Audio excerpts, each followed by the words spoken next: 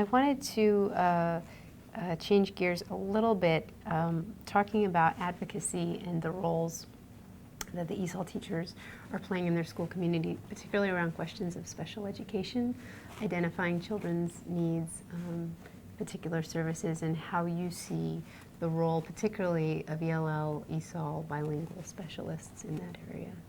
Well, I think that primarily the teacher of the child needs to be at the table, because there are often, we have to look much, much deeper in the whole process of language learning and understanding what their process was for learning their first language, really welcoming the parents in and understanding what the process was for that child as they were growing up.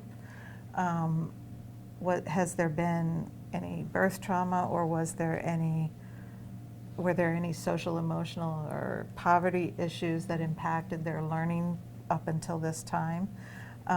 It's a really tricky decision to make whether an ESOL student is also impacted by special needs. So the most important thing is that everybody's interpreting the data, everybody's doing observations, and don't hold back, don't shy away from it. Become part of the conversation, ask your colleagues to think critically, think deeper. It's very painful to a parent to be getting the news that their child has special needs, because that's yet another thing they can't understand, and how in the United States that is actually a supportive process, because in their countries, a lot of countries, not all, it's not a supportive process to be identified as a student with special needs.